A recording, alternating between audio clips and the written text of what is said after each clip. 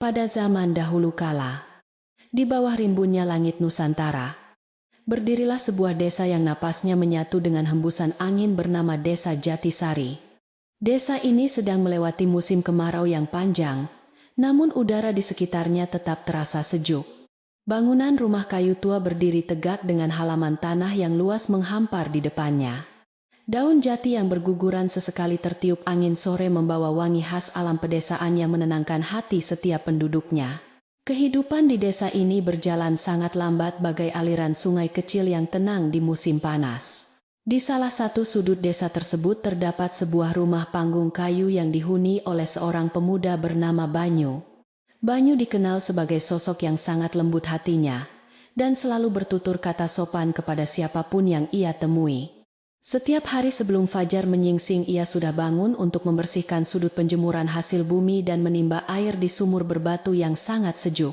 Ia tidak pernah mengeluh meski harus bekerja keras sendirian dari pagi hingga malam demi menjaga kebersihan dan ketentraman rumah tua peninggalan leluhurnya tersebut.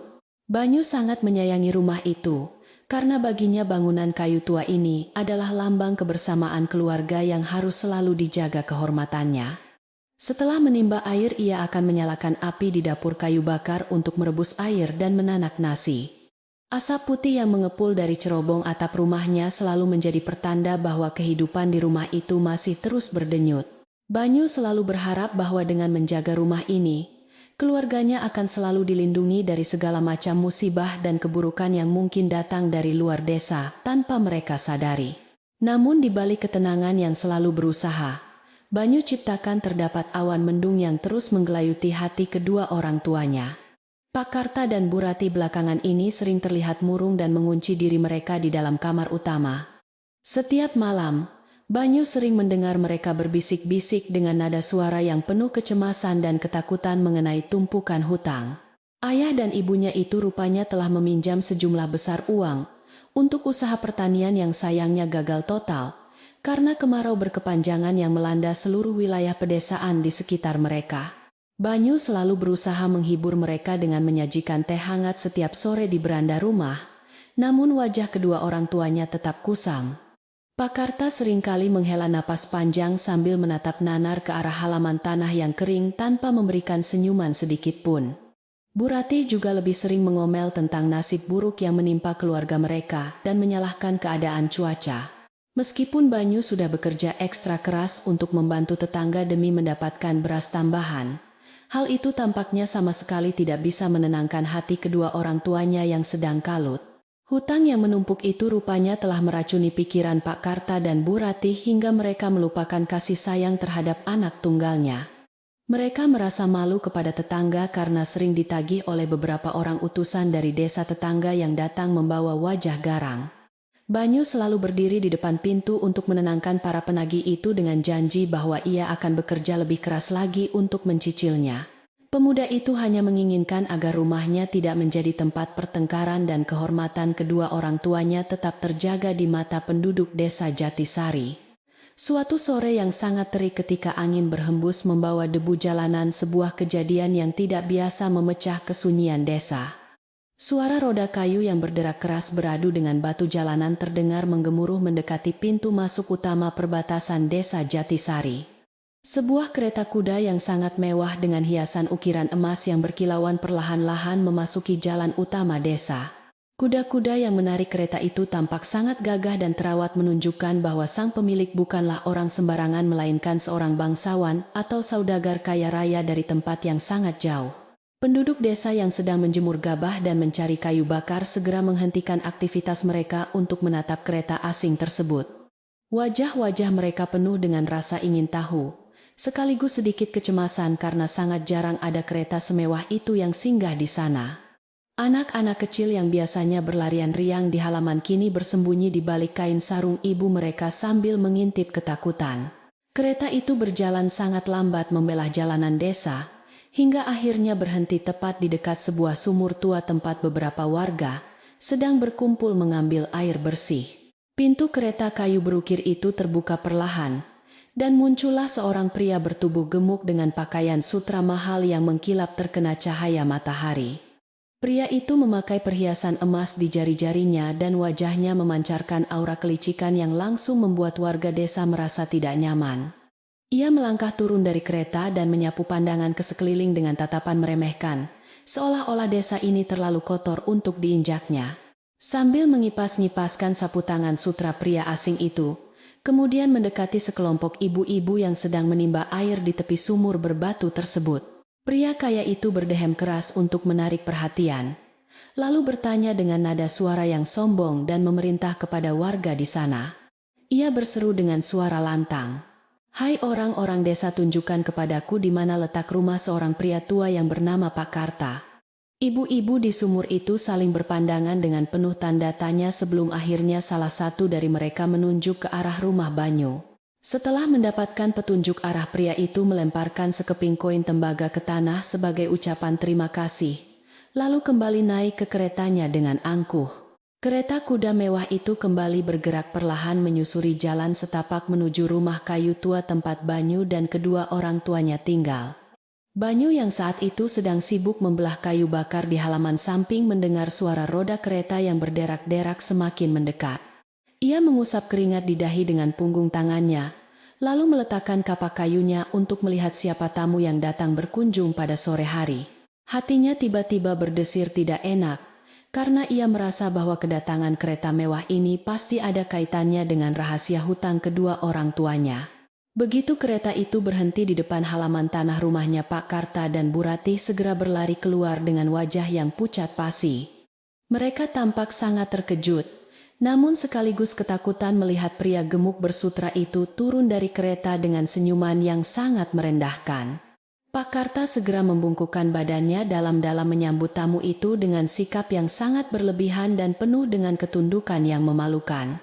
Banyu yang berdiri tidak jauh dari sana hanya bisa menatap bingung melihat orang tuanya bersikap sangat aneh di hadapan orang asing yang angkuh itu. Pria asing itu melirik sekilas ke arah Banyu dengan tatapan mata yang tajam dan menilai seolah sedang melihat sebuah barang dagangan. Banyu menundukkan kepalanya dengan sopan untuk memberi hormat sesuai ajaran tata krama desa, meskipun perasaannya sangat gelisah dan tidak nyaman. Pak Karta segera mempersilakan tamu mewahnya itu untuk masuk ke dalam rumah dan meminta Banyu untuk tidak mengganggu pembicaraan penting mereka. Pintu depan rumah panggung itu segera ditutup rapat-rapat meninggalkan Banyu sendirian di halaman bersama kuda-kuda penarik kereta yang mendengus dengan keras. Banyu kembali ke pekerjaannya membelah kayu, namun pikirannya sama sekali tidak bisa fokus, karena terus memikirkan tamu asing yang misterius tersebut. Ia bertanya-tanya dalam hati berapa besar sebenarnya hutang ayah dan ibunya hingga seorang saudagar kaya bersedia datang langsung ke desa terpencil ini. Suara tawa sesekali terdengar samar dari dalam rumah bercampur dengan nada bicara orang tuanya yang memelas dan penuh nada permohonan yang merendah. Angin sore yang biasanya membawa ketenangan kini terasa sangat gerah dan menyesakkan dada seolah membawa firasat buruk yang akan segera menimpa rumahnya. Setelah matahari mulai turun ke ufuk barat, Banyu pergi ke dapur untuk menyiapkan air panas bagi tamu yang tidak diundang itu. Sambil meniup bara api di tungku kayu, ia merenungkan nasib keluarganya dan bertekad akan melakukan apa saja untuk melunasi hutang-hutang tersebut. Ia rela bekerja siang dan malam di ladang tetangga asalkan rumah kayu tua yang menyimpan banyak kenangan masa kecilnya ini tidak disita. Banyu mengangkat teko tanah liat yang sudah mendidih lalu menyeduh teh melati yang aromanya menyebar memenuhi ruangan dapur yang sempit dan remang-remang. Saat ia berjalan perlahan membawa nampan berisi teh hangat menuju ruang depan Banyu, secara tidak sengaja mendengar percakapan yang sangat rahasia. Suara pria gemuk itu terdengar sangat jelas menawarkan sebuah kesepakatan yang akan menghapus seluruh hutang Pak Karta dalam sekejap mata. Pria itu bahkan menjanjikan tambahan sekantung keping emas yang akan membuat kehidupan keluarga miskin itu berubah menjadi sangat makmur dan kaya raya. Hati Banyu berdebar sangat kencang saat mencoba mencerna setiap kata yang terucap dari balik dinding kayu pemisah antara dapur dan ruang tamu. Namun suara langkah kaki Pak Karta yang mendekat ke arah pintu masuk dapur membuat Banyu segera mundur dengan sangat tergesa-gesa. Ia berpura-pura baru saja datang membawa nampan teh itu, dan menyapa ayahnya dengan senyuman paksa sambil berkata, "Ini tehnya untuk tamu kita, ayah." Pak Karta mengambil nampan itu dari tangan Banyu dengan kasar lalu menyuruhnya segera pergi dari sana. Mata ayahnya terlihat memancarkan kilau yang sangat aneh, sebuah campuran antara ketakutan, keputusasaan, dan keserakahan yang belum pernah Banyu lihat secara langsung sebelumnya. Malam harinya setelah tamu asing bermobil kereta mewah itu pergi meninggalkan desa, suasana rumah kembali terasa sangat sunyi dan juga sangat mencekam. Banyu duduk sendirian di sudut penjemuran sambil menatap bintang-bintang di langit malam yang bersih tanpa awan di musim kemarau ini. Ia mencoba meyakinkan dirinya sendiri bahwa semuanya akan baik-baik saja, dan orang tuanya tidak akan melakukan hal buruk yang merugikan keluarga. Meskipun demikian, firasat buruk di dalam hatinya terus saja tumbuh bagaikan rumput liar yang mendapatkan air hujan deras di awal musim penghujan. Di dalam kamar utama, Pak Karta dan Bu Ratih terus berbisik-bisik dengan penuh semangat merencanakan sesuatu yang sangat gelap dan mengerikan. Mereka rupanya telah gelap mata oleh tawaran keping emas yang dijanjikan saudagar licik itu, hingga tega merencanakan pengorbanan anak kandung mereka sendiri. Keserakahan telah membutakan mata hati mereka, sehingga mereka menganggap Banyu hanyalah sebuah alat yang bisa digunakan untuk membebaskan mereka dari kemiskinan yang menyiksa. Malam itu rumah panggung yang biasanya damai tersebut telah menjadi saksi bisu atas hilangnya kasih sayang orang tua karena godaan harta duniawi. Keesokan paginya Banyu bangun lebih awal dari biasanya untuk membersihkan halaman tanah yang dipenuhi oleh jejak roda kereta kuda kemarin sore. Ia mengayunkan sapu lidi dengan ritme yang lambat, mencoba membuang segala pikiran negatif yang mengganggu tidurnya sepanjang malam yang terasa panjang. Udara pagi yang sejuk sedikit banyak membantu menenangkan pikirannya yang sedang kalut karena rahasia kelam yang disembunyikan oleh kedua orang tuanya. Ia berjanji akan mencari tahu siapa sebenarnya saudagar gemuk itu, dan kesepakatan apa yang telah ditandatangani oleh ayahnya di atas kertas kemarau ini. Saat siang hari terik tiba, Banyu berjalan menuju sumur desa untuk menimba air bersih yang akan digunakan mengisi gentong di dapur. Di sana beberapa warga desa sudah mulai berkumpul dan saling berbisik membicarakan kedatangan kereta mewah yang singgah di rumah keluarga Pak Karta. Mereka menatap Banyu dengan pandangan yang bercampur antara rasa iba dan juga rasa ingin tahu yang sangat besar mengenai kejadian aneh tersebut. Banyu hanya menundukkan kepala dan tersenyum sopan mencoba menutupi kegelisahan hatinya, meskipun ia tahu bahwa desas-desus buruk telah menyebar di desa. Di tengah perjalanan pulang, sambil memikul 2 ember air yang penuh, Banyu berpapasan dengan kepala desa yang sedang melakukan patroli rutin. Kepala desa Jatmiko menatap pemuda rajin itu dengan sorot mata yang penuh dengan kebijaksanaan dan juga kekhawatiran yang tidak bisa disembunyikan. Ia menepuk bahu Banyu dengan lembut seolah ingin memberikan kekuatan mental kepada pemuda yang akan segera menghadapi badai besar dalam hidupnya.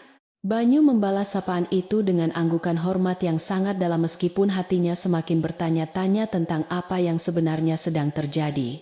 Sesampainya di rumah, Banyu melihat ibunya sedang duduk di beranda, sambil menghitung beberapa keping koin tembaga sisa belanjaan dengan wajah ceria. Pemandangan itu sangat kontras dengan kesedihan dan kemurungan yang selalu terpancar dari wajah Bu Ratih selama beberapa bulan terakhir ini karena hutang.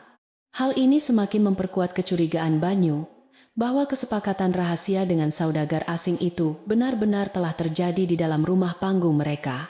Banyu memutuskan untuk tetap diam dan mengamati setiap perubahan kecil yang terjadi sambil menyusun rencana untuk melindungi keutuhan dan kehormatan rumahnya tersebut.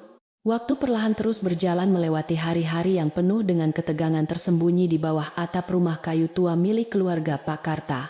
Angin kemarau yang berhembus menggugurkan daun-daun jati yang berserakan di halaman, seolah menjadi pertanda bahwa musim kesedihan akan segera datang menghampiri. Banyu tetap setia menjalankan tugasnya sebagai anak yang berbakti, menjaga kebersihan dapur dan memastikan air sumur selalu penuh di dalam gentong tanah. Ia berdoa setiap malam agar Tuhan memberikan jalan keluar yang terbaik bagi keluarganya tanpa harus mengorbankan kehormatan dan juga kasih sayang sesama manusia. Namun benih-benih keserakahan yang telah ditanamkan oleh saudagar kaya itu di hati Pak Karta dan Bu Ratih sudah tumbuh mengakar sangat kuat. Mereka sudah tidak peduli lagi dengan nasib Banyu, asalkan tumpukan hutang mereka lunas, dan mereka bisa hidup mewah dengan sekantong keping emas. Malam ini di bawah cahaya lampu minyak yang remang-remang, rumah kayu tua itu menyimpan sebuah rahasia besar yang siap meledak kapan saja. Banyu yang tertidur lelap di kamarnya tidak menyadari bahwa kehidupannya yang damai di desa ini akan segera berubah menjadi mimpi buruk yang panjang. Kesepakatan gelap yang terjadi di dalam ruang utama rumah panggung itu dipenuhi dengan aroma kemenyan dan tipu muslihat dari Juragan Tirto.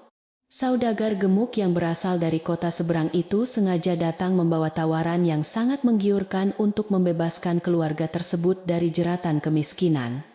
Ia mengetahui kelemahan Pak Karta yang sedang putus asa karena gagal panen dan tidak mampu membayar semua pinjaman uang dari rentenir desa. Dengan gaya bicara yang sangat manis dan meyakinkan, Juragan Tirto membentangkan sebuah gulungan kertas kuning di atas meja kayu yang rapuh tersebut. Isi dari perjanjian di atas kertas kuning itu sebenarnya sangat kejam karena mengharuskan Pak Karta menyerahkan Banyu sebagai seorang pekerja seumur hidup.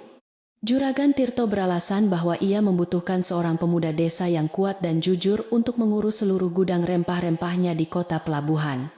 Sebagai imbalan atas penyerahan anak kandungnya sendiri, seluruh hutang Pak Karta akan dianggap lunas tanpa tersisa satu keping pun di buku catatan. Tidak hanya itu, Juragan Tirto juga meletakkan sebuah kantong kain kecil yang berisi kepingan emas murni sebagai hadiah tambahan untuk orang tua Banyu. Mata Pak Karta dan Bu Ratih seketika berbinar terang melihat kilauan emas murni yang keluar dari dalam kantong kain kecil berwarna merah. Rasa cinta dan kasih sayang kepada darah daging mereka sendiri tiba-tiba menguap begitu saja digantikan oleh hawa nafsu keserakahan yang membutakan. Mereka lupa akan pengorbanan Banyu yang selama ini telah bekerja tanpa lelah menjaga kehormatan keluarga dan merawat rumah kayu tua peninggalan leluhur. Dalam benak mereka, penyerahan Banyu kepada Juragan Tirto bukanlah sebuah perbudakan melainkan sebuah jalan keluar tercepat untuk bisa hidup mewah dan terhormat lagi. Tanpa berpikir panjang lagi, Pak Karta langsung membubuhkan cap jempolnya di atas kertas perjanjian tersebut menggunakan tinta merah yang dibawa sang juragan. Bu Ratih pun ikut menyetujui langkah suaminya dengan anggukan cepat sambil tangannya terus menggenggam kantong emas itu erat-erat di depan dadanya. Juragan Tirto tersenyum sangat lebar memamerkan deretan giginya yang berlapis logam mulia karena ia tahu telah berhasil mendapatkan keuntungan yang sangat besar.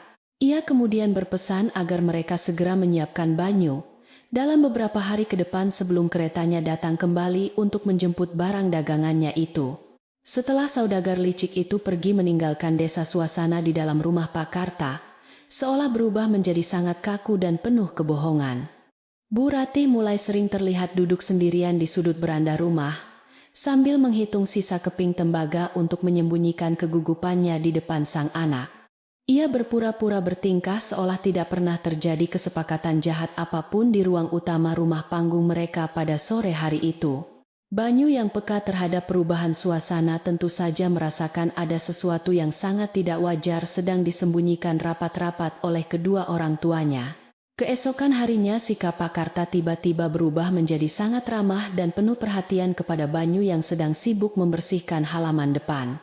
Ayahnya yang biasanya selalu bersungut-sungut kini menyapanya dengan senyuman lebar dan bahkan menawarkan bantuan untuk mengangkat tumpukan kayu bakar ke dapur. Perubahan sikap yang terlalu mendadak ini justru membuat hati Banyu semakin gelisah karena hal ini sangat bertolak belakang dengan sifat asli ayahnya. Ia membalas senyuman itu dengan canggung, sambil terus memikirkan kemungkinan terburuk, apa yang akan menimpa dirinya dalam waktu dekat di rumah ini. Sementara itu di luar rumah, dinding rahasia mulai runtuh perlahan-lahan karena angin desas-desus telah menyebar dengan cepat di penjuru desa. Di sekitar area sumur berbatu yang selalu ramai pada pagi hari, kelompok ibu-ibu mulai berbisik membicarakan kedatangan kereta kuda yang mewah. Salah seorang warga mengaku sempat mengintip dari balik celah pagar dan melihat tamu gemuk itu menyerahkan sebuah kantong kain kepada Pak Karta. Mereka mulai menduga-duga dari mana keluarga miskin yang terlilit hutang itu tiba-tiba bisa mendapatkan tamu seorang saudagar kaya raya dari kota. Kabar burung yang beredar di sumur itu perlahan merayap sampai ke telinga para lelaki yang sedang bergotong royong memperbaiki pagar batas desa. Beberapa dari mereka menaruh kecurigaan yang sangat besar terhadap tabiat Pak Karta yang memang dikenal sering mengambil keputusan gegabah demi uang cepat. Mereka menyadari bahwa tidak mungkin ada orang kota yang mau singgah ke gubuk reyot tanpa adanya sebuah kepentingan bisnis yang sangat menguntungkan. Perlahan-lahan mulai muncul dugaan bahwa Pak Karta telah menggadaikan sesuatu yang sangat berharga dan satu-satunya aset keluarga yang tersisa hanyalah Banyu. Ketika matahari mulai merangkak naik, Banyu berjalan menuju sumur desa, sambil membawa 2 ember kayu besar untuk persediaan air mandi sore hari. Begitu kakinya menginjak tanah basah di sekitar sumur, tiba-tiba suara obrolan warga yang sebelumnya sangat ramai mendadak berhenti total menjadi sunyi.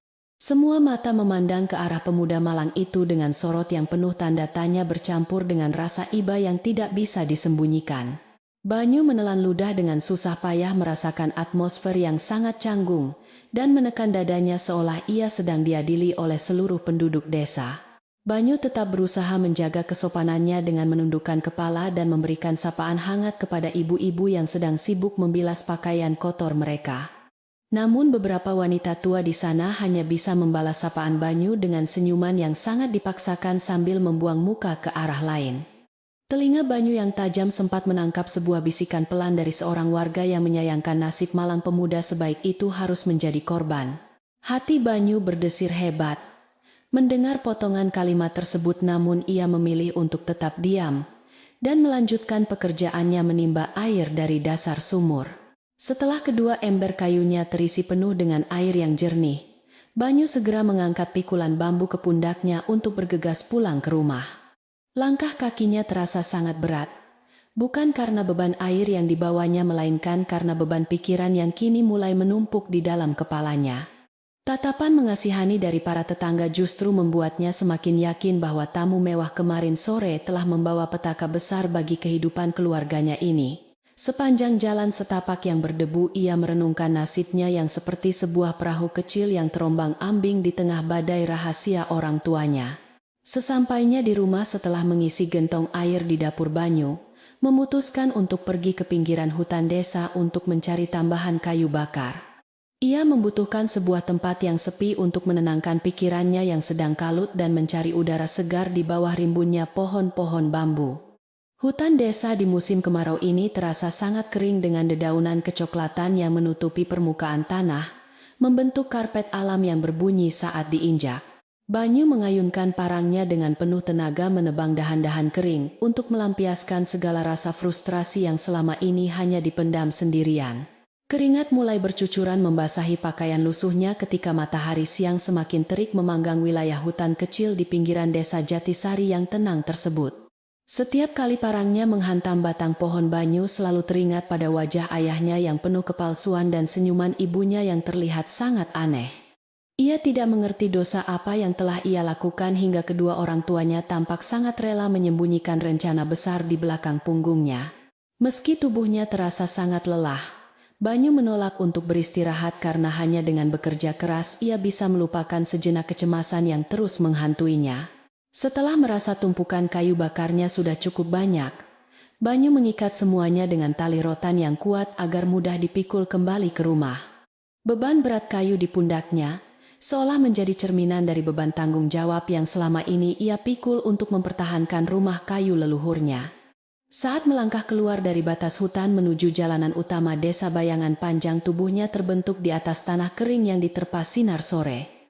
Banyu terus melangkah dengan tekad yang kuat di dalam dada bahwa ia harus mengumpulkan keberanian untuk bertanya langsung kepada kedua orang tuanya.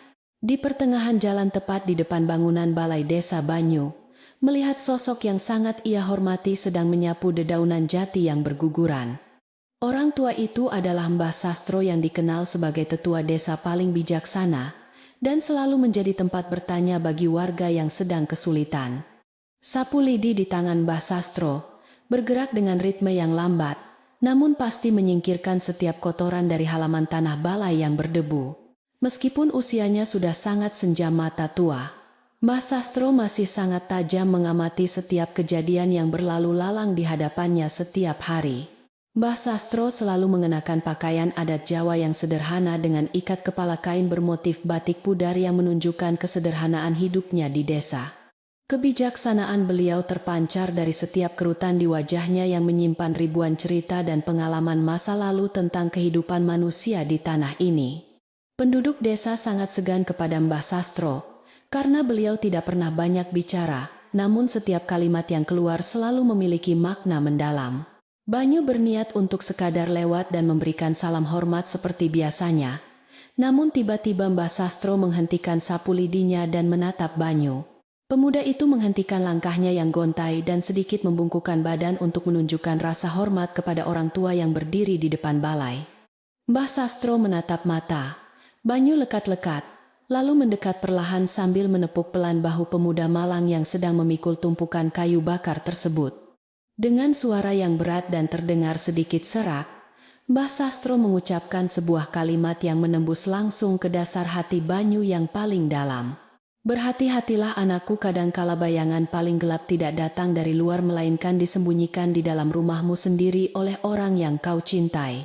Kalimat singkat namun sangat tajam dari Mbah Sastro itu membuat Banyu terpaku di tempatnya berdiri dengan dada yang berdegup sangat kencang sekali. Ia menatap wajah keriput orang tua itu mencoba mencari penjelasan lebih lanjut dari pesan rahasia yang baru saja disampaikan kepadanya sore ini. Namun Mbah Sastro tidak mengatakan apa-apa lagi dan hanya tersenyum tipis, sebelum akhirnya kembali mengayunkan sapu lidinya membersihkan halaman tanah berdebu. Pesan tersebut telah mengonfirmasi semua ketakutan terbesar yang selama ini coba disangkal oleh Banyu mengenai niat buruk orang tuanya bersama saudagar itu. Banyu melanjutkan perjalanan pulangnya dengan langkah kaki yang terasa jauh lebih lambat dari sebelumnya karena pikirannya terus memproses ucapan bijak Mbah Sastro.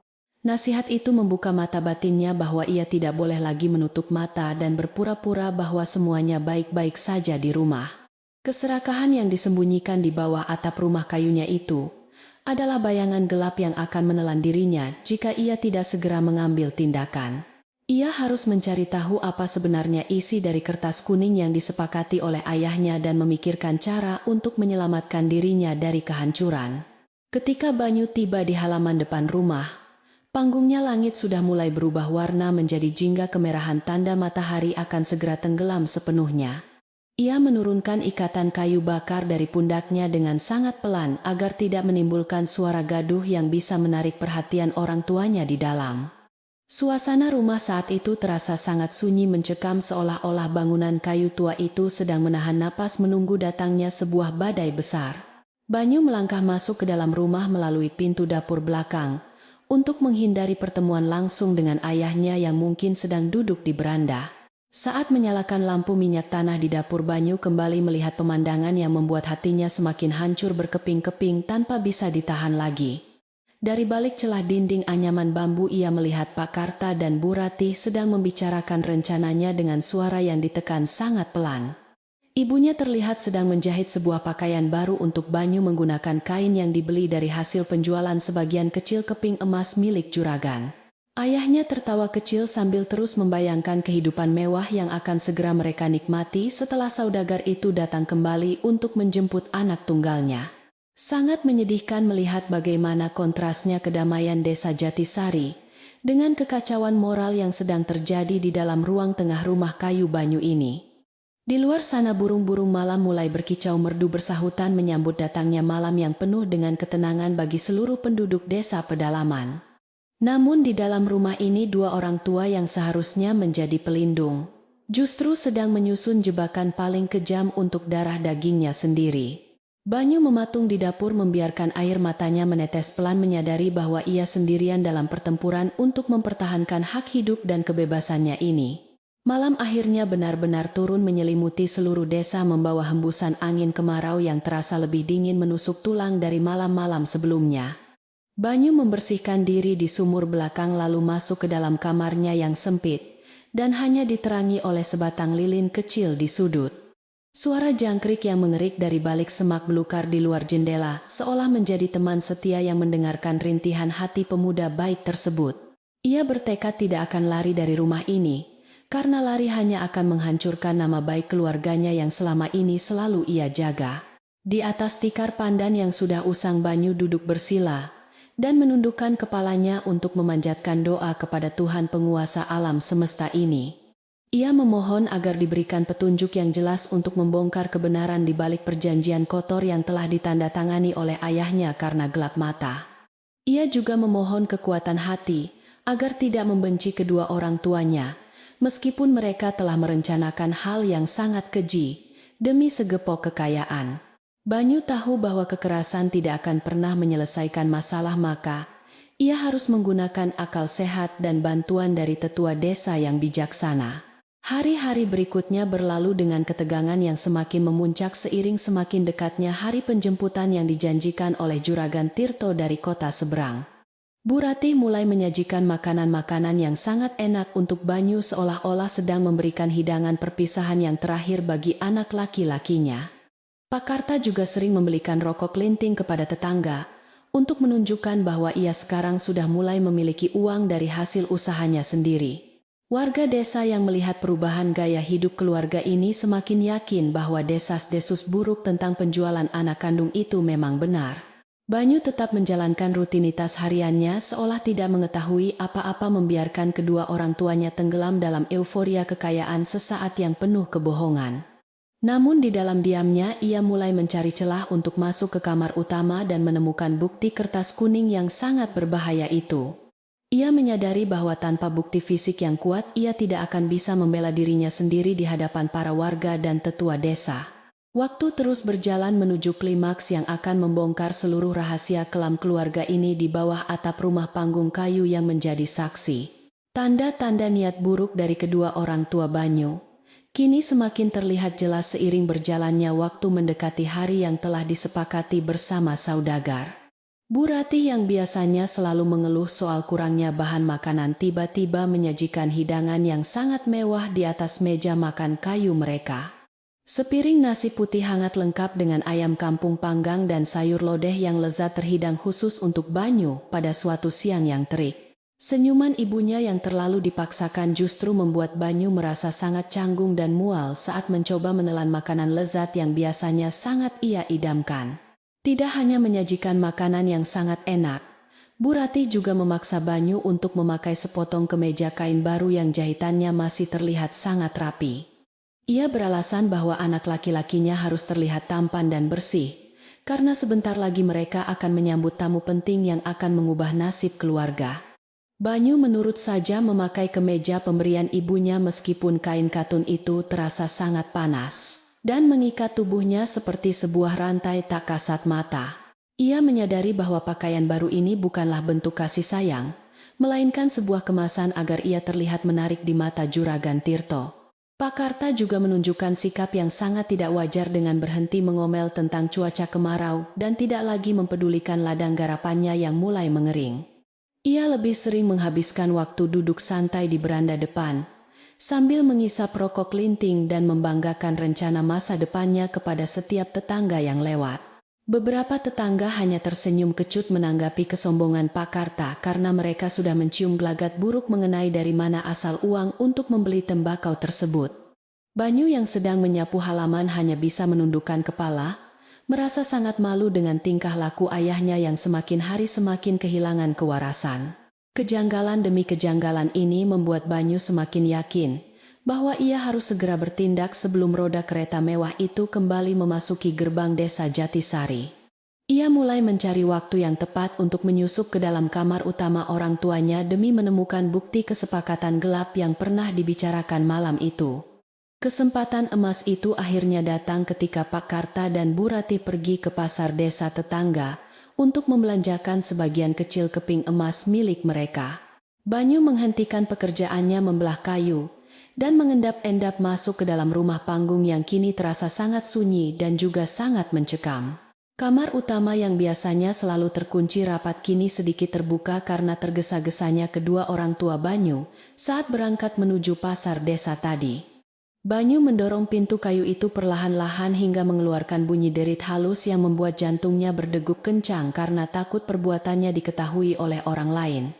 Udara di dalam kamar terasa sangat pengap bercampur dengan bau kapur barus dan keringat yang mengendap di dinding anyaman bambu selama bertahun-tahun.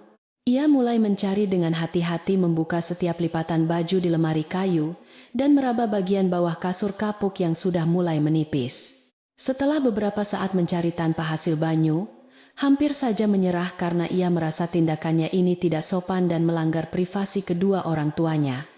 Namun ketika matanya tanpa sengaja menatap ke arah sudut ruangan yang gelap, Ia melihat ujung sebuah gulungan kertas kuning menyembul dari bawah tikar bambu. Dengan tangan yang sedikit gemetar, Banyu mendekati sudut itu, lalu mengangkat perlahan ujung tikar yang menutupi lantai papan kayu yang sudah sangat rapuh tersebut. Ia menarik gulungan kertas kuning itu, dan merasakan teksturnya yang kasar seolah kertas itu menyimpan sebuah rahasia besar yang sangat menyakitkan hati.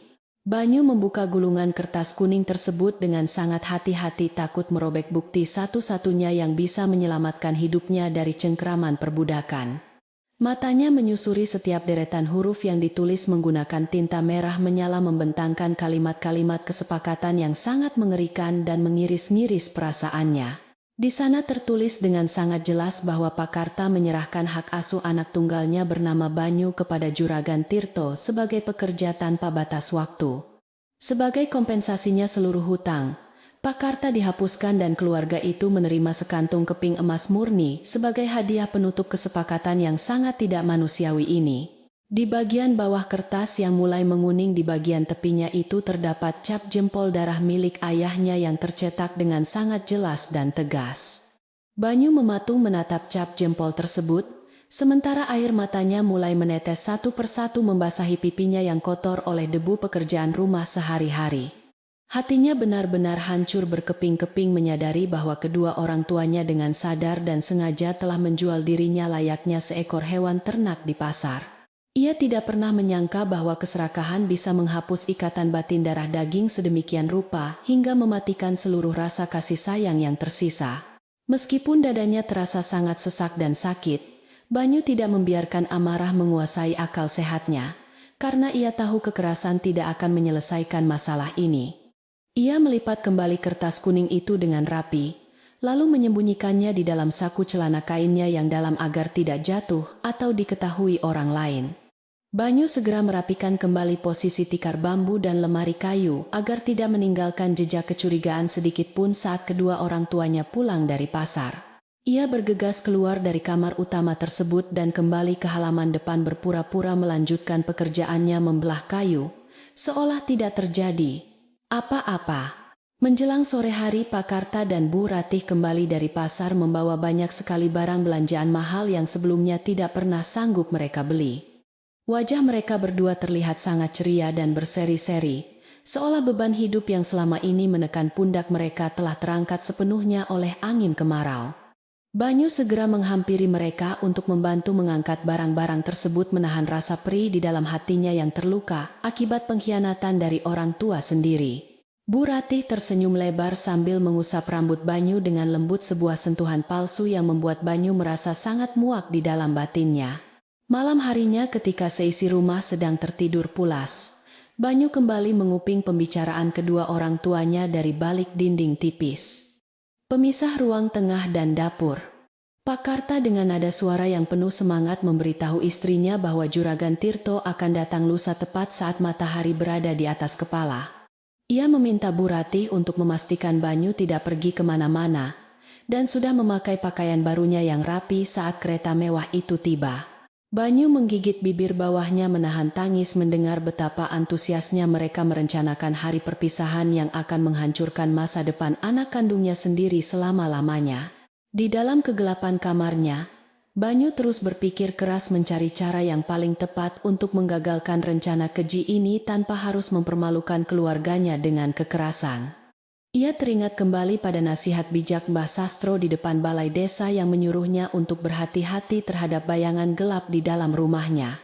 Pemuda yang baik hati itu menyadari bahwa ia tidak bisa menghadapi masalah sebesar ini sendirian tanpa adanya dukungan dari para tetua desa yang dihormati. Ia bertekad untuk menemui kepala desa Jatmiko dan Mbah Sastro besok pagi, guna menceritakan semuanya dan meminta perlindungan dari hukum adat desa. Keesokan paginya Banyu bangun lebih awal dari biasanya dan menyelesaikan seluruh pekerjaan rumah tangganya dengan sangat cepat dan teliti seperti tidak ada beban pikiran. Ia mengisi gentong air, menyapu halaman, dan menyiapkan sarapan pagi sebelum kedua orang tuanya terbangun dari tidur lelap, mereka yang dipenuhi mimpi kemewahan. Setelah memastikan semuanya beres, Banyu meminta izin kepada ibunya untuk pergi mencari kayu bakar di hutan. Padahal itu hanyalah alasan untuk pergi ke balai. Bu Ratih mengizinkannya dengan syarat Banyu harus segera pulang sebelum tengah hari karena esok adalah hari yang sangat penting bagi keluarga miskin tersebut. Banyu berjalan dengan langkah yang pasti menuju balai desa tempat di mana kepala desa Jatmiko biasanya menghabiskan waktu paginya melayani berbagai pengaduan warga setempat. Jantung Banyu berdebar kencang saat ia melihat sosok Jatmiko yang sedang duduk minum kopi bersama Mbah Sastro di beranda balai kayu yang sejuk itu. Ia menarik napas panjang untuk mengumpulkan keberanian, lalu melangkah mendekat dengan sikap yang sangat sopan dan menundukkan kepala untuk memberikan salam kepada kedua tokoh. Jatmiko menatap pemuda itu dengan pandangan yang teduh sementara Mbah Sastro tersenyum tipis, seolah sudah mengetahui tujuan kedatangan Banyu ke tempat tersebut. Dengan suara yang sedikit bergetar, Banyu menceritakan seluruh kejanggalan yang terjadi di rumahnya selama beberapa hari terakhir ini kepada kepala desa Jatmiko dan Mbah Sastro. Ia kemudian mengeluarkan gulungan kertas kuning dari dalam sakunya dan menyerahkannya kepada Jatmiko sebagai bukti tak terbantahkan atas niat jahat sang ayah kandung. Jatmiko menerima kertas itu dengan dahi berkerut, lalu membaca isi perjanjian tersebut dengan teliti dibantu oleh Mbah Sastro yang menggeser duduknya menjadi lebih dekat. Ekspresi wajah Jatmiko berubah menjadi sangat tegang dan memerah menahan amarah melihat betapa hinanya perbuatan seorang ayah kepada anak kandungnya demi uang. Mbah Sastro menghela napas panjang, melihat cap jempol darah di atas kertas kuning itu, lalu menatap Banyu dengan sorot mata yang penuh dengan keprihatinan. Orang tua bijaksana itu berkata dengan nada yang sangat pelan bahwa keserakahan memang bisa membutakan mata hati manusia hingga tega menjual darah dagingnya sendiri. Jatmiko melipat kembali kertas itu dan berjanji akan melindungi Banyu dari rencana kotor Juragan Tirto karena perbudakan sangat dilarang keras di wilayah desa Jatisari. Ia meminta Banyu untuk tetap bersikap tenang dan pulang ke rumah berpura-pura tidak tahu apa-apa hingga saat penjemputan itu benar-benar tiba. Jatmiko kemudian menyusun sebuah rencana rahasia bersama Mbah Sastro untuk menjebak Juragan Tirto dan memberikan pelajaran berharga kepada Pak Karta beserta istrinya yang serakah. Ia akan mengumpulkan beberapa warga desa yang paling dipercaya untuk bersembunyi di sekitar rumah Banyu esok siang, saat kereta mewah itu datang menjemput barangnya. Saat Juragan Tirto menagih hak asuhnya, Jatmiko akan muncul dan mengklarifikasi status perjanjian tersebut di hadapan semua orang, agar semuanya menjadi jelas dan terang. Banyu menyetujui rencana itu dengan lega karena ia tidak perlu menggunakan kekerasan fisik untuk menyelesaikan konflik besar yang sedang mengancam hidupnya ini. Setelah mendapatkan dukungan dari para tetua desa, Banyu kembali pulang ke rumahnya membawa beberapa ikat kayu kering sebagai kedok agar tidak dicurigai sang ibu. Sesampainya di halaman depan, ia disambut oleh omelan Bu Ratih yang mengkhawatirkan Banyu akan terlihat kotor dan kusam jika terlalu sering berjemur di luar. Banyu hanya meminta maaf dengan sopan, lalu pergi ke belakang untuk menumpuk kayu bakar sambil tersenyum kecut, memikirkan sandiwara panjang yang harus ia mainkan. Hatinya kini jauh lebih tenang karena ia tahu bahwa kebenaran akan segera terungkap, dan Tuhan tidak akan pernah membiarkan kejahatan menang atas ketulusan. Malam sebelum hari penjemputan tiba, suasana di dalam rumah panggung itu terasa sangat ganjil dan dipenuhi oleh aura ketegangan yang berusaha ditutupi oleh tawa. Pak Karta berulang kali memeriksa kantong koin emas yang disembunyikannya di bawah bantal, seolah memastikan bahwa kekayaan barunya itu tidak akan hilang atau dicuri. Sementara itu Banyu duduk di sudut kamarnya sambil memandangi langit malam dari celah jendela, merenungkan nasib keluarganya yang sudah berada di ujung jurang kehancuran. Ia berdoa semoga esok hari semua proses klarifikasi berjalan dengan lancar tanpa ada darah yang tumpah atau pertikaian fisik yang akan merusak desa. Pagi hari yang dijanjikan akhirnya tiba diiringi oleh cuaca yang sangat cerah tanpa ada sekumpulan awan gelap sedikit pun yang menutupi langit desa Jatisari. Bu Ratih sibuk mendandani Banyu dengan pakaian baru dan merapikan rambutnya dengan minyak kelapa agar terlihat sangat menarik saat berhadapan dengan sang juragan nanti. Banyu menuruti semua keinginan ibunya dengan patuh, tanpa mengeluarkan satu patah kata pun, membiarkan dirinya dihias, layaknya sebuah boneka pajangan di atas lemari kayu. Di luar rumah beberapa burung pipit berkicau riang di atas pohon mangga seakan tidak peduli dengan badai besar yang akan segera melanda rumah ini. Sesuai dengan rencana rahasia yang telah disusun Jatmiko, beberapa perwakilan warga desa yang bertubuh kekar mulai mengambil posisi mengawasi di sekitar pagar halaman rumah. Mereka berpura-pura sedang mencari kayu bakar atau membetulkan saluran air, padahal mata mereka terus mengawasi ke arah jalan masuk perbatasan desa Jatisari. Mbah Sastro juga sudah berada tidak jauh dari sana, duduk dengan tenang di sebuah dipan bambu di bawah pohon randu sambil menikmati sebatang rokok. Semua orang menunggu dengan sabar kedatangan roda kereta yang berderak-derak, membawa sang saudagar licik yang berniat merusak ketentraman kehidupan penduduk desa yang damai. Di dalam rumah Pak Karta tidak bisa duduk tenang dan terus berjalan mondar-mandir dari ruang tengah menuju beranda depan untuk melihat jalan masuk. Ia sudah sangat tidak sabar ingin segera menyerahkan Banyu agar beban hutangnya benar-benar terhapus, dan ia bisa hidup dengan bebas menghamburkan keping emasnya. Setiap kali mendengar suara angin yang menderu, ia mengira bahwa itu adalah suara kereta kuda Juragan Tirto yang datang membawa janji kemewahan yang menggiurkan. Banyu yang duduk di sudut ruangan hanya menatap ayahnya dengan pandangan kosong, menyadari bahwa ini adalah saat-saat terakhir ayahnya merasa di atas angin. Menjelang tengah hari, tepat ketika bayangan matahari sejajar dengan tubuh manusia, terdengar suara gemuruh dari arah gerbang desa yang memecah keheningan siang yang panas. Suara derak roda kayu yang beradu keras dengan bebatuan jalan terdengar semakin jelas mendekati rumah panggung milik keluarga Pak Karta yang sedang menunggu gelisah. Kuda-kuda besar yang menarik kereta mewah itu mendengus kencang, seolah menandakan kedatangan tuan mereka yang sangat sombong dan haus akan harta benda dunia. Pak Karta segera berlari keluar rumah dengan wajah yang berseri-seri, siap menyambut sang saudagar penolong yang akan membawanya keluar dari kemiskinan yang menyiksa. Juragan Tirto turun dari keretanya dengan angkuh didampingi oleh 2 orang pengawal bertubuh besar yang wajahnya terlihat sangat sangar dan tidak ramah sama sekali. Ia tersenyum licik melihat Pak Karta yang membungkuk hormat menyambutnya di halaman tanah berdebu, seakan-akan Pak Karta adalah pelayan rendahannya yang paling hina. Pria gemuk itu kemudian melangkah masuk ke dalam rumah dan langsung menatap ke arah Banyu yang sudah mengenakan pakaian baru yang rapi sesuai pesanan. Juragan Tirto mengangguk puas, melihat barang dagangannya tampak sehat dan kuat, siap untuk dipekerjakan sebagai budak di gudang rempahnya tanpa upah sepeser pun. Dengan suara lantang Juragan Tirto menuntut haknya dan meminta Pak Karta segera menyerahkan Banyu, agar mereka bisa segera berangkat menuju kota pelabuhan yang jauh. Namun sebelum Pak Karta sempat menjawab, Banyu berdiri dengan tenang dari tempat duduknya dan berjalan mendekat ke arah saudagar itu dengan pandangan yang tajam. Bukannya merasa takut atau menangis memohon belas kasihan pemuda itu, justru menatap mata Juragan Tirto dengan keberanian yang membuat semua orang di ruangan terkejut. Saat itulah pintu rumah terbuka lebar, dan kepala desa Jatmiko beserta rombongan warga melangkah masuk untuk menghentikan transaksi kotor yang melanggar hukum adat tersebut.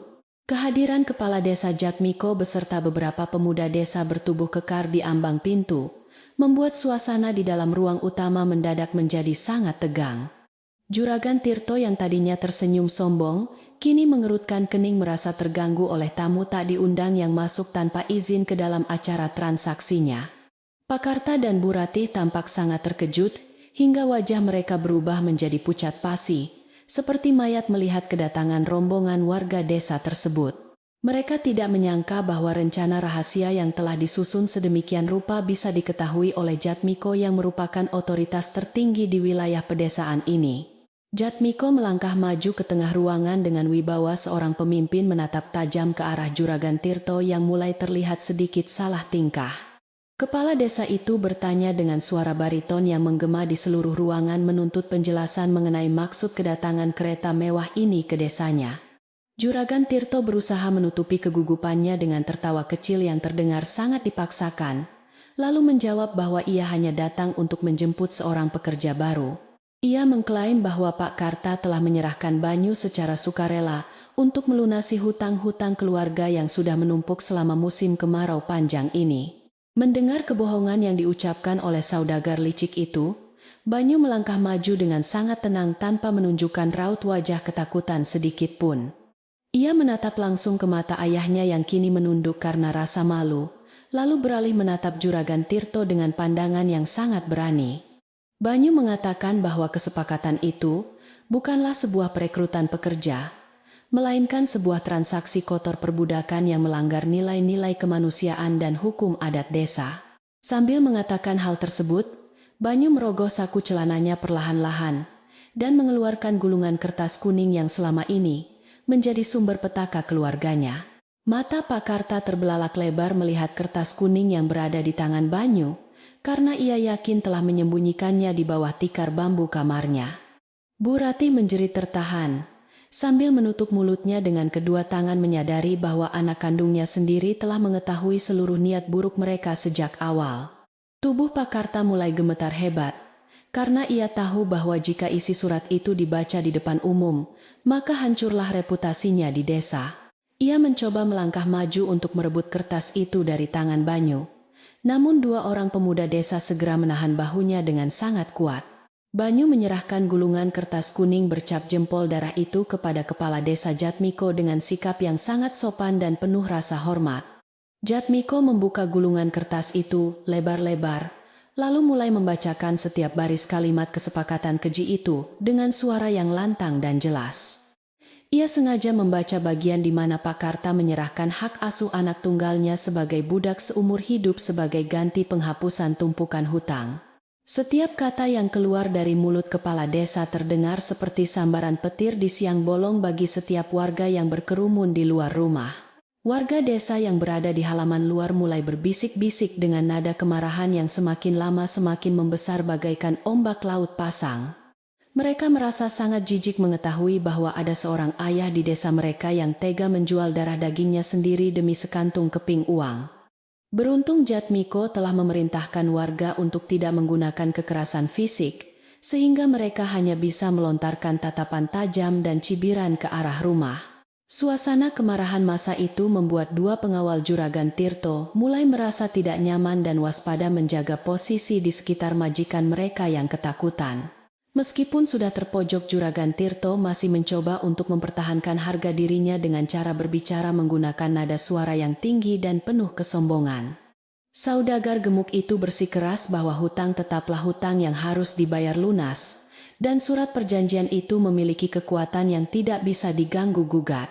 Ia menunjuk-nunjuk wajah Pak Karta yang pucat pasi, sambil menyalahkan pria tua itu sebagai pihak yang menawarkan anak kandungnya secara sukarela. Juragan Tirto menuntut agar desa tidak ikut campur dalam urusan pribadi antara dirinya dan keluarga miskin yang tidak tahu cara berterima kasih ini. Di tengah perdebatan yang semakin memanas itu, Mbah Sastro melangkah masuk ke dalam ruangan dengan langkah yang lambat, namun sangat penuh wibawa.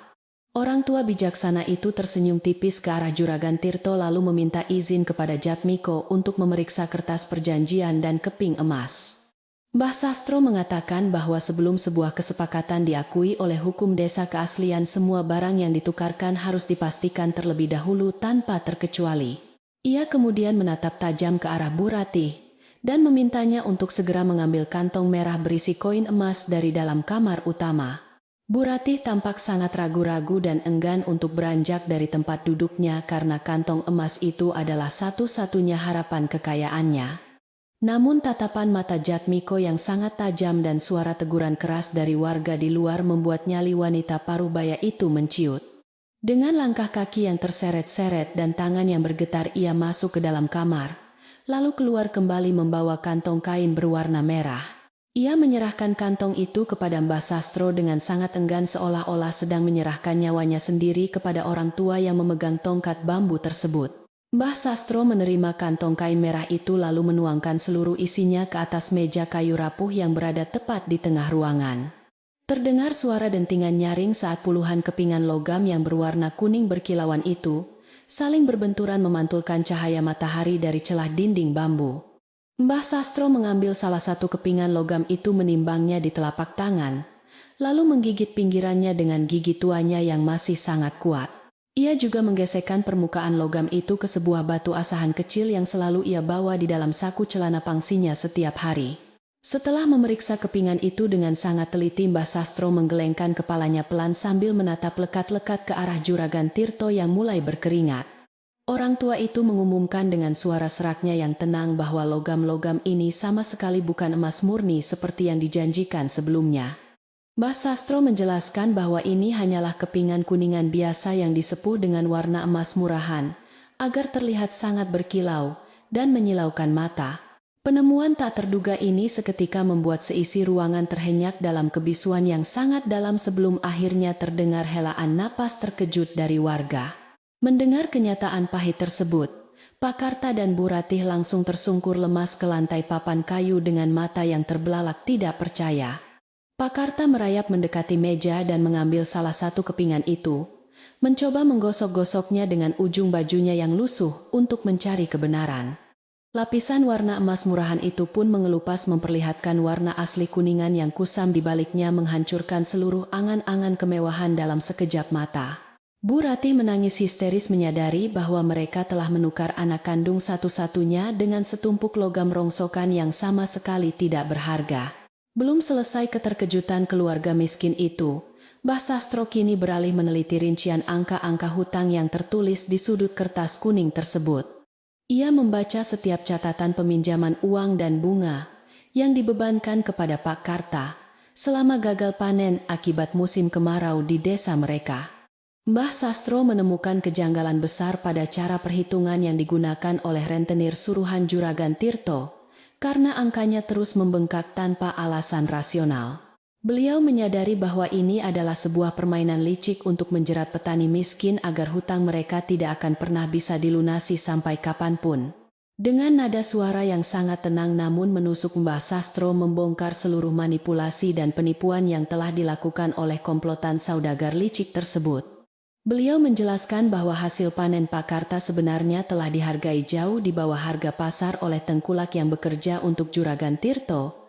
Selisih harga itulah yang kemudian diubah menjadi bunga hutang fiktif yang memaksa Pak Karta harus menyerahkan tanah atau bahkan nyawa anggota keluarganya.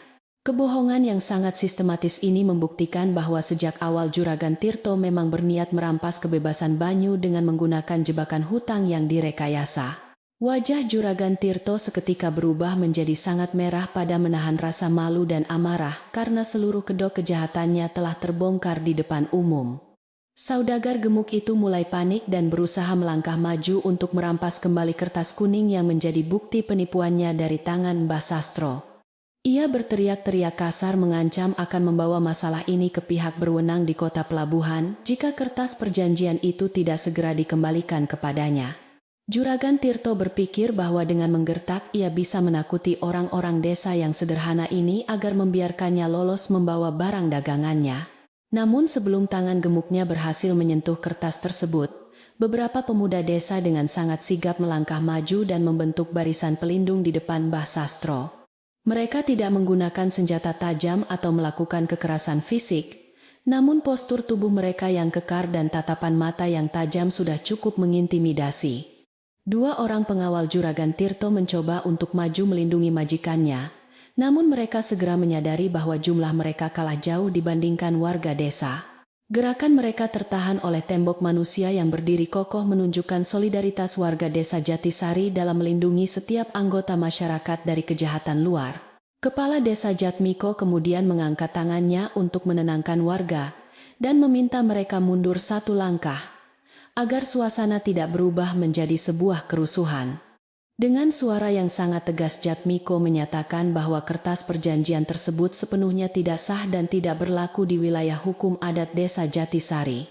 Ia merobek kertas kuning itu menjadi dua bagian tepat di depan wajah Juragan Tirto sebagai simbol penolakan keras terhadap segala bentuk perbudakan. Tindakan berani kepala desa ini disambut dengan helaan napas lega dari Banyu, yang akhirnya merasa beban berat di pundaknya terangkat sepenuhnya. Jatmiko kemudian menunjuk ke arah pintu keluar rumah dan memberikan perintah yang sangat jelas kepada saudagar licik beserta kedua pengawalnya yang pengecut.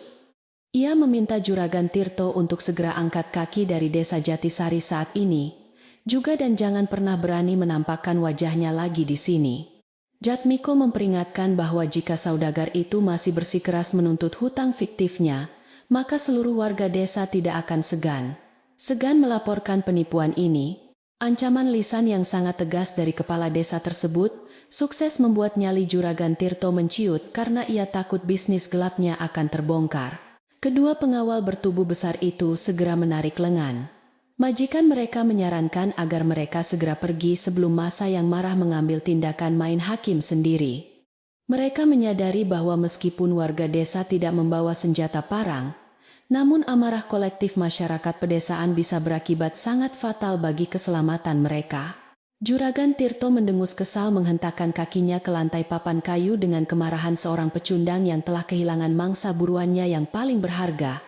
Ia tidak memiliki pilihan lain selain menelan kekalahannya secara memalukan dan mundur perlahan-lahan menuju pintu keluar di bawah tatapan sinis warga. Dengan langkah yang tergesa-gesa dan wajah yang disembunyikan di balik sapu tangan sutranya, Juragan Tirto menuruni tangga rumah panggung menuju halaman tanah.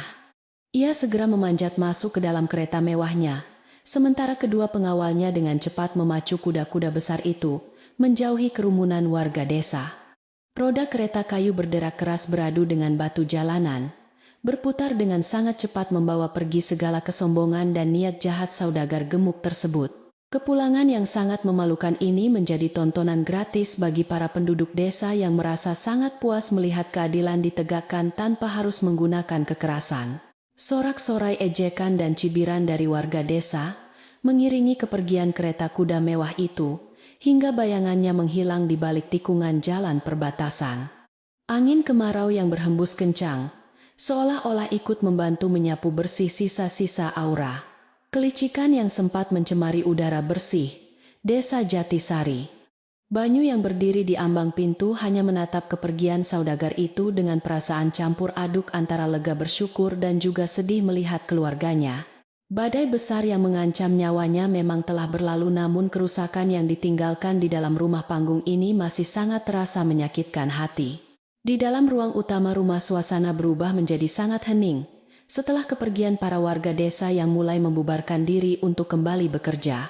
Pak Karta dan Bu Ratih masih terduduk lemas di atas lantai papan kayu, wajah mereka tertunduk dalam-dalam menyembunyikan rasa malu yang luar biasa. Keserakahan mereka telah terbayar lunas dengan sebuah penghinaan publik yang tidak akan pernah bisa dilupakan oleh seluruh penduduk desa sampai kapanpun. Karma telah bekerja dengan cara yang sangat halus namun tajam menampar kesadaran mereka bahwa uang tidak akan pernah bisa membeli ketulusan dan kebahagiaan. Kepingan logam kuningan yang sebelumnya dikira emas murni kini berserakan tak terurus di atas meja kayu seolah mengejek kebodohan dua orang tua tersebut. Logam-logam palsu itu menjadi saksi bisu betapa mudahnya manusia tergoda oleh gemerlap harta duniawi, hingga rela mengorbankan darah dagingnya sendiri tanpa belas kasihan. Bu Ratih meremas ujung kain bajunya sambil menangis tersedu-sedu menyesali perbuatannya yang telah menyakiti hati anak kandung yang selama ini sangat berbakti. Sementara itu Pak Karta hanya bisa diam membisu tatapannya kosong menyadari bahwa ia telah kehilangan kehormatan sebagai seorang kepala keluarga di desa ini. Banyu berjalan perlahan mendekati kedua orang tuanya, namun tidak ada sedikit pun sorot kebencian atau dendam yang terpancar dari mata pemuda berhati lembut tersebut. Ia berjongkok di hadapan mereka memungut kepingan-kepingan kuningan itu satu persatu, lalu membuangnya keluar jendela, agar tidak lagi meracuni pikiran keluarganya. Banyu mengulurkan tangannya yang kasar karena pekerjaan berat membantu ibunya berdiri dari lantai papan yang dingin dan membimbingnya duduk di kursi bambu. Tindakan penuh kasih sayang dari Banyu ini justru membuat tangisan ibunya semakin keras, karena merasa sangat tidak pantas menerima kebaikan dari sang anak. Kepala Desa Jatmiko yang masih berdiri di ruangan itu menatap Pak Karta dengan tajam memberikan peringatan terakhir sebelum ia pergi meninggalkan rumah tersebut. Ia berkata bahwa kejadian hari ini harus menjadi pelajaran berharga bagi Pak Karta, bahwa karma akan selalu menemukan jalannya untuk menghukum orang serakah. Jatmiko menegaskan bahwa Banyu adalah pemuda desa yang bebas, dan jika Pak Karta mengulangi perbuatannya, maka ia tidak akan segan mengusirnya dari desa. Setelah memberikan teguran keras itu, kepala desa melangkah keluar rumah, membiarkan keluarga kecil itu menyelesaikan masalah internal mereka secara kekeluargaan di ruang tengah. Sebelum benar-benar melangkah keluar halaman, Mbah Sastro menoleh ke belakang menatap Banyu yang sedang menenangkan ibunya dengan penuh kesabaran dan kelembutan. Orang tua bijaksana itu tersenyum hangat melihat keteguhan hati sang pemuda, lalu mengucapkan sebuah kalimat penutup yang sangat bermakna bagi kehidupan keluarga ini. Luka karena keserakahan memang sangat dalam, namun hanya dengan ketulusan dan pemaafan sebuah rumah yang hancur bisa dibangun kembali menjadi tempat yang damai. Dengan kata-kata itu, Mbah Sastro berjalan perlahan menyusuri jalan desa meninggalkan Banyu, yang kini siap merangkai kembali sisa-sisa kehangatan keluarganya. Setelah badai besar yang hampir menghancurkan keutuhan keluarga itu berlalu, rumah panggung kayu di desa Jatisari perlahan-lahan kembali menemukan ketenangannya. Pak Karta dan Bu Ratih kini tidak lagi memiliki kesombongan yang dulu selalu mereka pamerkan kepada para tetangga di sekitar tempat tinggal mereka. Keserakahan yang sempat membutakan mata hati mereka telah sirna, tak bersisa, digantikan oleh rasa penyesalan yang sangat dalam dan rasa malu yang tak terhingga. Mereka menyadari betapa bodohnya mereka karena hampir saja menukarkan berlian paling berharga berupa kasih sayang anak kandung dengan sekeping logam kuningan palsu. Hari-hari berikutnya dihabiskan oleh kedua orang tua Banyu dengan banyak berdiam diri di dalam rumah, menutupi wajah mereka dari pandangan warga desa. Mereka merasa sangat tidak pantas untuk sekadar keluar rumah atau pergi ke sumur karena tatapan sinis dari para tetangga masih terasa sangat menyengat. Setiap kali teringat akan kebodohan yang hampir merenggut masa depan Banyu, air mata Bu Ratih selalu menetes membasahi pipinya yang kini mulai terlihat semakin keriput. Pak Karta juga lebih sering duduk merenung di sudut beranda depan, menyesali setiap keputusan gegabahnya yang hampir menghancurkan garis keturunan keluarganya sendiri. Banyu yang memiliki hati selembut sutra sama sekali tidak menyimpan rasa dendam atau kebencian terhadap kedua orang tuanya yang pernah berniat jahat kepadanya. Ia tetap melayani mereka dengan penuh rasa hormat, menyiapkan sarapan setiap pagi dan memastikan air mandi di gentong selalu terisi penuh setiap sore. Pemuda baik hati itu mengerti bahwa keserakahan yang sempat merasuki orang tuanya adalah sebuah ujian berat yang harus mereka lewati bersama sebagai sebuah keluarga. Sikap pemaaf Banyu justru membuat hati Pak Karta dan Bu Ratih semakin hancur berkeping-keping karena merasa sangat tidak pantas menerima kebaikan tersebut. Suatu pagi yang cerah ketika burung-burung gereja mulai berkicau di dahan pohon mangga, Pak Karta memutuskan untuk keluar dari keterpurukannya yang panjang. Ia mengambil cangkul usangnya yang sudah lama tidak tersentuh, lalu berjalan menunduk menuju ladang pertanian yang sempat ia abaikan selama musim kemarau ini. Pria tua itu bertekad untuk menebus semua kesalahannya dengan bekerja keras sebagai petani biasa untuk melunasi sisa hutang-hutang kecil yang masih tertunggak. Ia tidak lagi peduli dengan rasa gengsi atau pandangan merendahkan dari orang lain, karena baginya saat ini hanyalah tentang bagaimana memulihkan kehormatan keluarganya. Bu Ratih pun tidak ingin tinggal diam melihat suaminya berusaha keras memperbaiki keadaan keluarga mereka yang sempat porak-poranda akibat godaan harta duniawi. Ia mulai menerima upah sebagai buruh cuci pakaian dari beberapa tetangga yang lebih kaya untuk membantu mengumpulkan kepingan tembaga demi menyambung hidup sehari-hari. Tangan ibunya yang dulu selalu dihiasi dengan mimpi-mimpi tentang perhiasan emas kini harus rela melepuh karena terlalu sering merendam pakaian di air sabun. Meskipun terasa sangat berat, Bu Ratih menjalaninya dengan ikhlas sebagai bentuk penebusan dosa atas niat jahatnya yang hampir saja menghancurkan kehidupan anak tunggalnya. Warga desa Jatisari yang pada awalnya sangat marah dan sinis melihat keluarga Pak Karta perlahan-lahan mulai melunakkan hati mereka yang keras. Mereka melihat kesungguhan Pak Karta yang bekerja di ladang dari terbit fajar hingga matahari terbenam tanpa pernah mengeluhkan rasa lelah sedikit pun. Beberapa tetangga yang baik hati sesekali memberikan sedikit sayuran sisa panen atau ikan asin untuk lauk makan malam bagi keluarga yang sedang berjuang tersebut. Masyarakat desa yang hidup dalam semangat gotong royong ini menyadari bahwa setiap manusia pasti pernah membuat kesalahan dan berhak mendapatkan kesempatan kedua untuk memperbaikinya. Kehidupan Banyu juga perlahan kembali pada rutinitas damai yang selalu ia rindukan setiap kali musim kemarau melanda wilayah pedalaman Nusantara yang sangat asri ini. Setiap pagi sebelum ayam jantan berkokok, Banyu sudah menyalakan tungku kayu bakar di dapur untuk merebus air dan menanak nasi bagi kedua orang tuanya. Asap putih yang mengepul dari cerobong atap rumah kayunya kini tidak lagi membawa firasat buruk, melainkan membawa aroma ketenangan dan kehangatan sebuah keluarga utuh. Ia merasa sangat bersyukur karena Tuhan telah menyelamatkan rumah panggung leluhurnya ini dari kehancuran moral yang dibawa oleh orang luar desa. Menjelang sore hari ketika matahari mulai kehilangan panas teriknya Banyu, selalu mengambil sapu lidi dari sudut dapur, dan mulai membersihkan halaman tanah berdebu. Suara sapu lidi yang bergesekan dengan permukaan tanah kering, menciptakan irama yang sangat menenangkan hati, seperti sebuah nyanyian pengantar tidur bagi desa tersebut. Angin sore yang berhembus pelan menggugurkan dedaunan jati yang sudah menguning membiarkannya berserakan sejenak sebelum akhirnya disapu bersih oleh pemuda yang sangat rajin itu. Pekerjaan sederhana ini selalu berhasil membuat pikiran Banyu menjadi lebih jernih, dan hatinya terasa lebih ringan setelah melewati hari yang sangat panjang.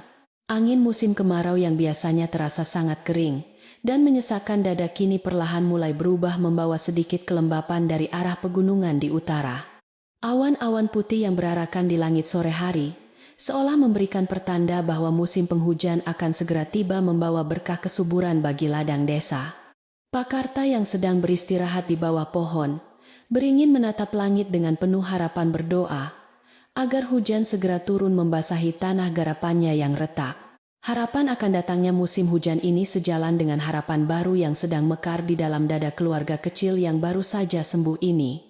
Pada suatu malam yang tenang setelah makan malam sederhana dengan lauk tahu tempe dan sayur bayam Banyu menyeduhkan teh hangat untuk orang tuanya. Mereka duduk bertiga di beranda depan rumah panggung menikmati hembusan angin malam yang membawa aroma tanah kering yang bercampur dengan wangi bunga melati. Tidak ada lagi obrolan tentang hutang kepingan emas atau mimpi-mimpi kosong tentang kemewahan yang dulu selalu mendominasi setiap perbincangan di tempat itu. Malam itu mereka hanya berbicara tentang persiapan masa tanam yang akan datang dan rencana untuk memperbaiki atap rumah yang sedikit bocor di belakang.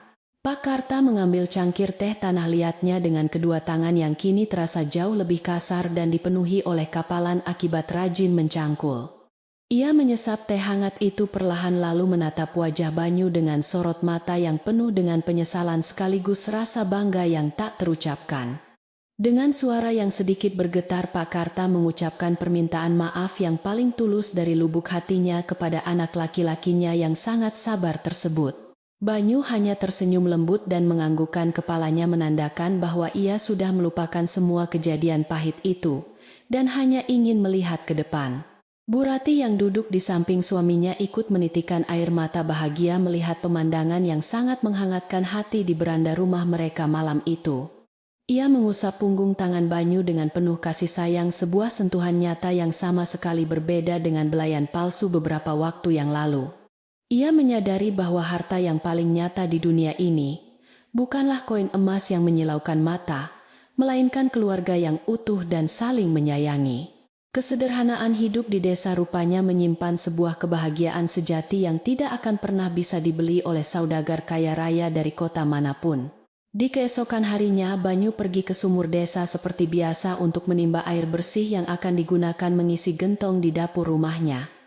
Suasana di sekitar sumur kini tidak lagi dipenuhi oleh bisik-bisik curiga atau tatapan tajam dari para tetangga yang sedang mengantre giliran menimba air. Para ibu-ibu di sana menyapa Banyu dengan sangat ramah dan menanyakan kabar kedua orang tuanya dengan nada yang tulus tanpa ada maksud tersembunyi. Kehidupan sosial di desa Jatisari telah kembali normal, memulihkan kembali jalinan persaudaraan yang sempat merenggang akibat campur tangan saudagar serakah dari luar. Kepala desa Jatmiko yang sedang melakukan ronda pagi menyempatkan diri untuk mampir ke rumah keluarga Banyu, sekadar untuk memastikan bahwa keadaan mereka baik. Jatmiko tersenyum puas melihat Pak Karta yang sedang sibuk membetulkan pagar bambu di halaman depan, menunjukkan perubahan sikap yang sangat positif dan membanggakan. Kepala desa itu memberikan sedikit pujian kepada Pak Karta dan mengingatkannya untuk terus menjaga kerukunan keluarga karena desa selalu mendukung warganya yang ingin berubah. Pak Karta membalas pujian itu dengan senyuman tulus, berjanji tidak akan pernah lagi mengulangi kesalahan fatal yang sama seumur hidupnya yang tersisa ini. Mbah Sastro yang sering duduk di balai desa juga mulai sering terlihat melintas di depan rumah Banyu saat berjalan-jalan santai di sore hari.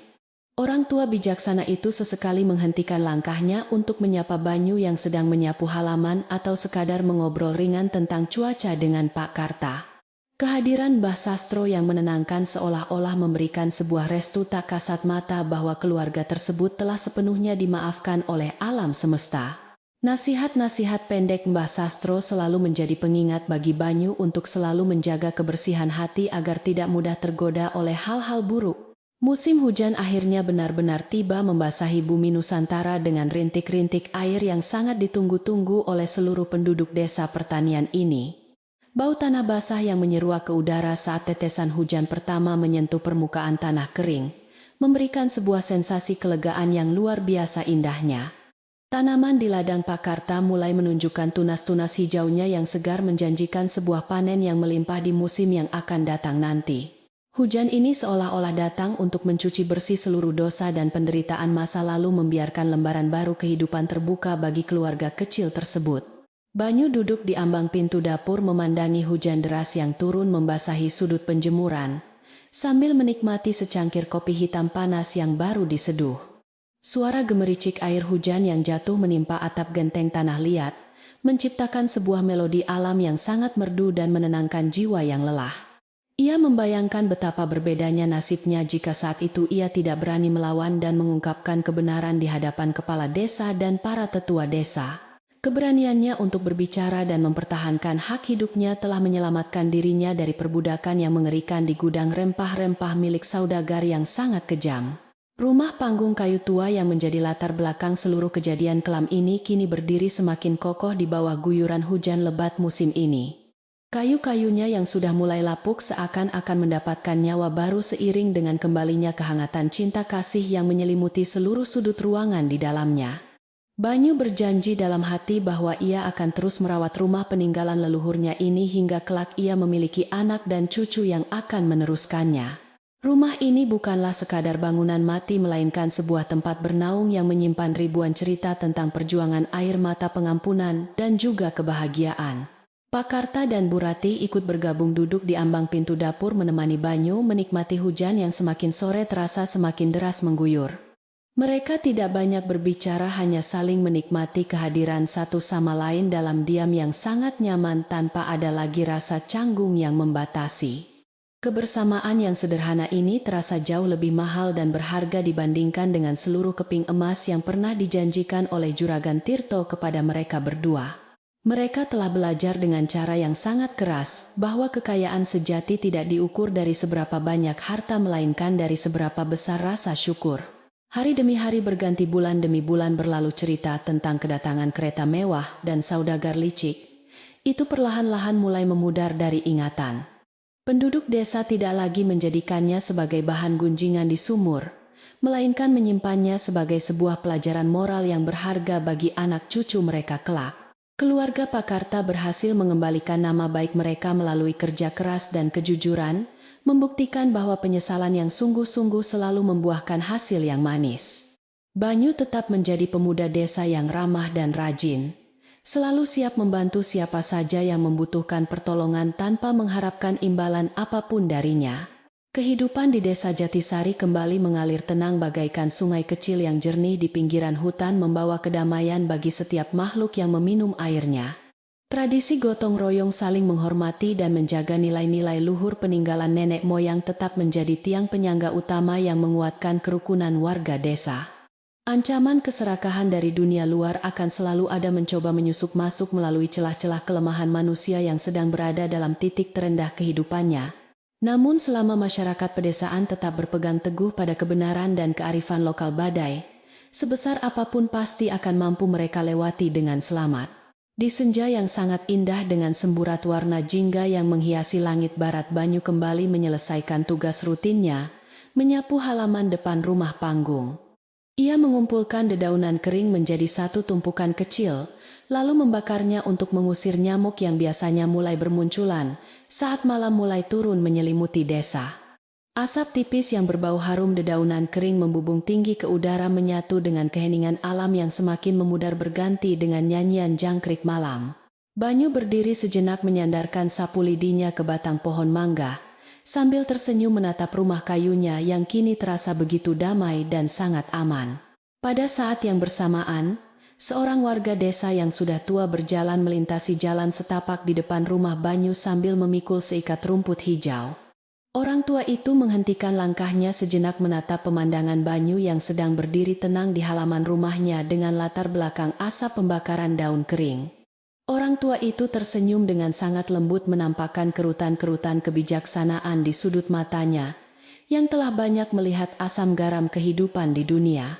Dengan suara yang tenang dan pelan warga desa itu bergumam, harta yang paling berharga di dunia ini adalah hati yang tulus, bukan kilau emas yang membutakan jiwa. Malam pun akhirnya benar-benar turun menyelimuti desa Jatisari, membawa serta udara dingin yang nyaman untuk mengistirahatkan tubuh setelah seharian bekerja keras. Lampu-lampu minyak mulai dinyalakan dari dalam rumah-rumah panggung memberikan cahaya keemasan yang jauh lebih indah dan bermakna daripada kepingan logam palsu. Banyu melangkah masuk ke dalam rumahnya menutup pintu kayu, perlahan-lahan dan membiarkan cerita panjang tentang keserakahan dan pemaafan ini tenggelam bersama waktu. Ia akhirnya bisa tertidur lelap malam ini tanpa ada lagi firasat buruk karena ia tahu rumah dan keluarganya telah kembali utuh seperti sedia kala.